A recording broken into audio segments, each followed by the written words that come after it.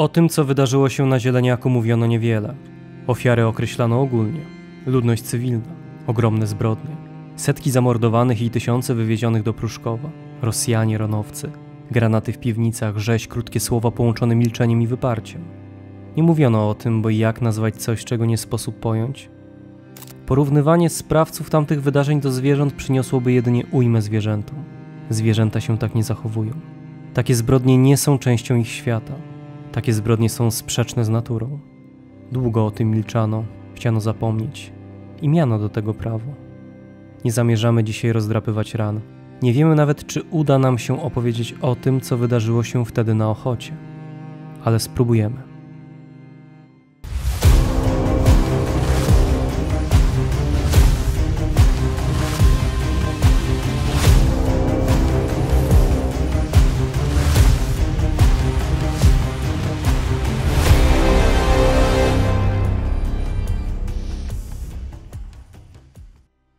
Mecenasem dzisiejszego odcinka jest pan Krystian Dziarek.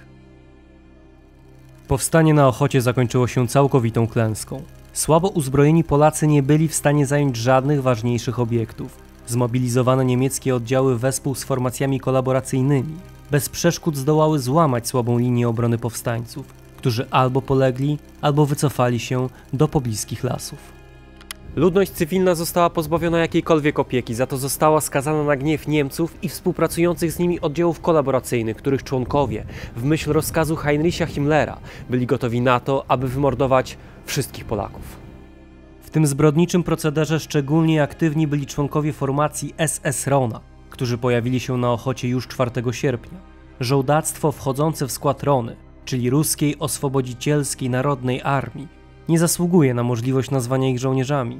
Sami Niemcy traktowali ich z olbrzymią rezerwą, nazywając ich często świniami armatnimi. Mimo to okupanci widzieli spory potencjał w wykorzystywaniu ronowców do zastraszania ludności cywilnej i realizacji najbardziej makabrycznych poleceń. W skład Rona wchodzili przede wszystkim dezerterzy z Armii Czerwonej, ale nie brakowało tam również pospolitych zbrodniarzy, którzy w wojnie widzieli możliwość dania upustu swoim psychopatycznym skłonnościom. Wartość bojowa tych oddziałów nie była wysoka, jednakże nadrabiali oni okrucieństwem i zdolnością do wykonania najbardziej makabrycznych rozkazów. Na czele Rony stał Bronisław Kamiński, pół Polak, pół Niemiec, samego siebie uważający za Rosjanina i przyszłego Führera nazistowskiej Rosji. Niemcy nie darzyli go szacunkiem, ale doceniali fakt, że mogli na niego liczyć w każdej sytuacji. Precyzyjną charakterystykę tego człowieka pozostawił po sobie jego przełożony, a zarazem dowódca oddziałów SS w Warszawie, Erich von den Bach-Zelewski. Był awanturnikiem politycznym, wygłaszał do swych ludzi mowy propagandowe o wielkiej faszystowskiej Rosji. Kobiety i alkohol były treścią jego życia. Dowództwo wojskowe pozostawiał swym dowódcom pułków. Pojęcie własności było mu obce, żadnego narodu nienawidził tak jak Polaków, których wspominał jedynie obelżywymi słowami. Nic zatem dziwnego, że niemieckie dowództwo postanowiło wykorzystać oddziały Kamińskiego w tłumieniu powstania warszawskiego. Pod rozkazami Kamińskiego znalazło się około 1700 żołnierzy. Byli to przede wszystkim Rosjanie, chociaż w relacjach możemy przeczytać, że udział w zbrodniach brali również Ukraińcy, jednakże ich reprezentacja w szeregach Rona nie była zbyt duża. Ze wspomnianych 1700 renegatów sformowano pułk szturmowy, który wszedł w skład Kampfgruppe Reinefahrt, czyli formacji dowodzonej przez SS-Gruppenführera Heinza Reinefarta, wyjątkowego zbrodniarza, który podobnie jak wielu innych, w tym cytowany wcześniej Erich von den Bach-Zelewski, nigdy nie odpowiedział za popełnione przez siebie zbrodnie. Ronowców skierowano do walk w rejonie Ochoty, jednakże nie napotkali oni tutaj żadnego oporu. Skupili się zatem na grabieży i terroryzowaniu ludności cywilnej. Gdy już jednak dochodziło do konfrontacji z Polakami, Ronowcy ponosili niemałe straty. Gdy 12 sierpnia Rosjanie zaatakowali budynek monopolu tytoniowego przy ulicy Kaliskiej, stracili aż 70 ludzi. Z kolei 21 sierpnia podczas potyczki z żołnierzami zgrupowania Chrobry II Polacy zdołali wybić całą kompanię Ronowców. Podobny bilans nastąpił w nocy z 2 na 3 września, kiedy to oddział partyzancki dowodzony przez Adolfa Pilcha zastrzelił w walce aż 250 Ronowców, a 100 innych ciężko zranił. Szacuje się, że podczas całego powstania Ronowcy stracili połowę stanu wyjściowego, czyli około 800 ludzi. Rosjanie, o czym zdążyłem już wspomnieć, nadrabiali braki bojowe niespotykanym wprost okrucieństwem, o czym przekonali się mieszkańcy, a mówiąc precyzyjnie, mieszkanki dzielnicy Ochota. Kobiety bez względu na wiek były brutalnie wyciągane z mieszkań i piwnic, a następnie odprowadzane na pobliski targ warzywny, który okoliczni mieszkańcy nazywali i po dziś dzień nazywają Zieleniakiem. To właśnie tutaj, u zbiegu ulic Grójeckiej i Opaczewskiej 4 sierpnia 1944 roku Niemcy zajęli obszar targu i utworzyli w jego miejscu coś w rodzaju obozu przejściowego. Miejsce okazało się do tego wprost idealne. Zieleniak posiadał wymiary 180 na 300 metrów i był ogrodzony 3-metrowym murem z bramą wjazdową. Obok niego znajdował się piętrowy budynek administracyjny oraz 2 bramy z budkami dla dozorców. Zabudowania zostały zajęte przez ronowców, a Kamiński zajął na swoje potrzeby istniejący do dzisiaj gmach przy ulicy Opaczewskiej, dzisiaj przemianowanej na ulicę Banacha, należący ówcześnie do Wolnej Wszechnicy. Rosjanie dość szybko zresztą opuścili te budynki, by rozpocząć swoje rządy od grabieżczej obławy po pobliskich budynkach. Pierwsi warszawiacy zostali sprowadzeni na Zieleniak już 4 sierpnia. Średnio na targowisku znajdowało się od kilku do kilkunastu tysięcy osób dziennie. Szacuje się, że przez to miejsce w pierwszym tygodniu powstania przeszło nawet 60 000 ludzi. Pewnego dnia do zgromadzonych na Zieleniaku Polaków przemówił sam Kamiński, który najdobitniej ukazał swoje zbrodnicze intencje i mimo wszystko trudną do zrozumienia nienawiść. Powiedział on: najlepiej byłoby i dla nas, i dla was, aby was wszystkich wystrzelać. Po czym dodał: ale za dużo was jest. Warszawiacy byli poddawani selekcjom, którym towarzyszyły grabieże, gwałty oraz egzekucje. Następnie gnano ich na dworzec zachodni. Stamtąd przewożono do obozu przejściowego w Pruszkowie, a z Pruszkowa do innych miast generalnego gubernatorstwa lub co gorsza, do niemieckich obozów koncentracyjnych. Wysoka liczba przetrzymywanych na Zieleniaku osób spowodowała, że panował tam głód, a ceny za wodę pitną osiągały niebotyczne sumy. Nie to było jednak największym problemem osadzonych, lecz wspomniane już pseudowojsko, które zostało oddelegowane do pilnowania bezbronnych ludzi. Nadzór nad nimi bardzo szybko przestał ograniczać się do działań czysto porządkowych i przybrał rozmiary, których chyba nikt się nie spodziewał. O tym, co wydarzyło się na Zieleniaku, nie sposób mówić inaczej aniżeli słowami tych, którzy doświadczyli tego piekła i postanowili złożyć stosowne relacje przed polskimi śledczymi po wojnie. Przed dalszą częścią materiału muszę jednak Państwa ostrzec, że to, co usłyszycie, będzie naprawdę trudne.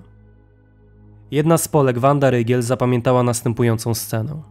W nocy widziałam, jak pijani własowcy wybierali z tłumu ładniejsze i młodsze kobiety, podchodząc do nich z rewolwerami w ręku i grożąc, że będą strzelać. Odprowadzali je o parę kroków na bok i gwałcili na oczach wszystkich. Polski lekarz Stanisław Trojanowski relacjonował: doszedłem wreszcie do Zieleniaka, kazano mi udzielać pomocy rannym ronowcom, pracowałem tam około 4 godzin, przyłączyły się do mnie 4 sanitariuszki. W pewnym momencie jedna z nich odeszła za potrzebą i po godzinie mniej więcej zobaczyłem, jak z domu, dokąd się udała, wyczołgała się na 4 w kierunku naszego punktu. Dowiedziałem się od niej, że została zgwałcona przez 8 ronowców. Widziałem również, jak znajomą z widzenia młodą panią idącą w kierunku Okęcia z placu Narutowicza porwało 4 żołnierzy ronowców. Ciągnęło ją na pusty plac, porośnięty trawą i tam ją zgwałciło. Ostatni gwałciciel zastrzelił ją z rewolweru.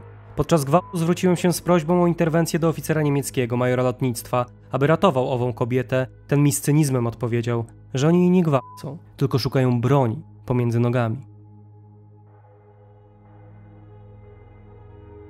Szczepan Łabęcki zeznał: na Zieleniaku cały plac, aż do miejsca, gdzie rozpoczyna się część wybrukowana, był zajęty przez ludność cywilną. Pomiędzy zgromadzonymi uwijali się własowcy, wybierając, jak mówili, do roboty młode kobiety. Nocami bardzo często słychać było krzyki uprowadzonych. Część zabranych kobiet wracała, opowiadając, iż własowcy dokonali na nich gwałtu. Z kolei Fryderyk Korsak-Bartones był świadkiem następującej sytuacji. Z chwilą naszego przybycia cały plac był już zatłoczony ludźmi różnego wieku i różnych grup społecznych. Przeważał element drobnomieszczański, robotniczy. W naszych oczach gwałcono, a następnie zabijano wystrzałem z tyłu zarówno nieletnie dziewczęta, jak i starsze już kobiety. Te wstrząsające historie pozwólmy zakończyć jednemu z powstańców, Stefanowi Lebiedowskiemu, pseudonim Wróbel, który zapamiętał terror wasowców prowadzony poza Zieleniakiem. 5 sierpnia do akcji weszły oddziały 1. Brygady Kamińskiego, zajmując kolonię Staszica. Żołnierze Kamińskiego zajmowali stopniowo ulice, wyrzucając ludność z domów, grabili kosztowności, gwałcili kobiety i młode dziewczęta. Nawet nie będę komentował tych relacji, bo zwyczajnie nie jestem w stanie tego zrobić. Skala okrucieństwa była tak ogromna, że z jej akceptacją i zrozumieniem mieli problem nawet niektórzy ronowcy. Jeden z członków formacji, kilkunastoletni Białorusin Iwan Waszenko, zanotował w swoim dzienniku pod datą 4 sierpnia: wkraczamy do miasta, żołnierze wyszukują ludność, dowódca kompanii rozstrzeliwuje znalezionych. Po co to? Co mają z tym wspólnego te kobiety i dzieci? Wątpliwości takie jak te stanowiły jednak rzadkość wśród pozostałych członków zbrodniczej formacji. Działania ronowców stawały się uciążliwe dla samych Niemców. Nie można tu jednak mówić o jakiejś wyrozumiałości ze strony okupantów, chociaż zdarzały się sytuacje, takie jak w przypadku szpitala przy ulicy Wolskiej 37, gdzie oficerowie SS wstrzymywali rzeź i brutalne egzekucje. Głównym problemem dla Niemców był fakt, że ronowcy nie stosowali się do rozkazów naczelnego dowództwa, reprezentując przy tym absurdalnie niski walor bojowy. Z ich służby jednak nie zrezygnowano. Postanowiono się za to pożegnać z dowódcą renegatów, Bronisławem Kamińskim. Okoliczności śmierci tego zbrodniarza, nazywanego czasem katem ochoty, nie są do końca znane. Prawdopodobnie został on zlikwidowany na polecenie Ericha von den Bacha-Zelewskiego, względem którego renegat wykazywał daleko idącą niesubordynację. Nie miejmy jednak złudzeń co do tego, że sam von den Bach, podobnie jak inni dowódcy niemieckich sił w Warszawie, również byli zbrodniarzami i ponoszą odpowiedzialność za liczne zbrodnie popełnione w polskiej stolicy. Jeśli chodzi o ogólną liczbę ofiar Zieleniaka, to jest ona bardzo trudna do wskazania. Codziennie w tym miejscu mordowano kilkanaście, kilkadziesiąt osób. Szacuje się, że ta ogólna liczba ofiar mogła wynieść nawet 300 osób. Nie na egzekucjach zależało jednak ronowcom, lecz kobietach, spośród których ilość skrzywdzonych jest niemożliwa nawet do oszacowania. Skala tego procederu była po prostu zatrważająca, a przy okazji, i to z różnych powodów, nie stanowiła początkowo przedmiotu zainteresowań historyków ani pasjonatów. Przez wiele lat kobiece ofiary Zieleniaka nie były nazywane wprost, a przez to sposób ich upamiętnienia był bardzo ogólny. Wynikało to zarówno z faktu pewnej nieumiejętności w nazywaniu takich zbrodni, ale również traumy samych kobiet, które przeżyły to piekło, a po zakończeniu wojny, pozostawione ze swoimi problemami sam na sam, zastosowały mechanizm wyparcia. Z tego miejsca nie apeluję o nic. Nie jestem w stanie zrozumieć zbrodni popełnionych w tym miejscu 80 lat temu. Nawet jako historyk nie jestem w stanie potraktować tego chłodno. Z jednej strony chciałbym, aby o tych zbrodniach było głośno, a z drugiej zdaję sobie sprawę z tego, że niektóre są tak potworne, iż można upamiętnić je jedynie ciszą. Wiem jednak, że gdy człowiek nie jest w stanie czegoś nazwać, z pomocą przychodzi mu sztuka. Z tego miejsca chciałbym zachęcić Państwa do obejrzenia spektaklu pod tytułem Ocalone w reżyserii Mai Kleczewskiej.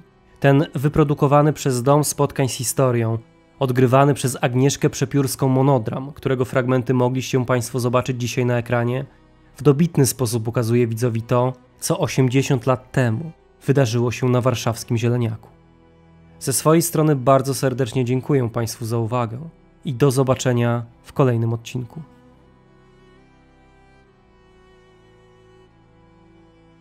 W dzisiejszym odcinku pragniemy serdecznie pozdrowić panie Annę Unruk-Cichoń, Ewę Ogrodnik, Małgorzatę Gos, Urszulę Babiuch, Ewę Pielichowską oraz Justynę Stopińską. Ponadto pragniemy serdecznie pozdrowić panów Piotra Borkiewicza, Radosława Kuśmierza, Damiana Dziedzica, Tomasza Sadurskiego, Piotra Sadorskiego, Kamila Kubowa, Huberta Kędziorka, Dariusza Stelmaczonka, Adriana Flora, Piotra Kośmidera, użytkownika Dźwiedziu, Huberta Walasa i kanał Good Times Bad Times, Pawła Łabno oraz Rudolfa Miczkę. Ty również możesz mieć wpływ na tworzone przez nas materiały. Dołącz do nas już dziś na platformie Patronite. Zachęcamy do obserwowania naszych pozostałych mediów społecznościowych, na których znajdziecie wiele dodatkowych treści, ciekawostek, zapowiedzi odcinków i materiałów zza kulis.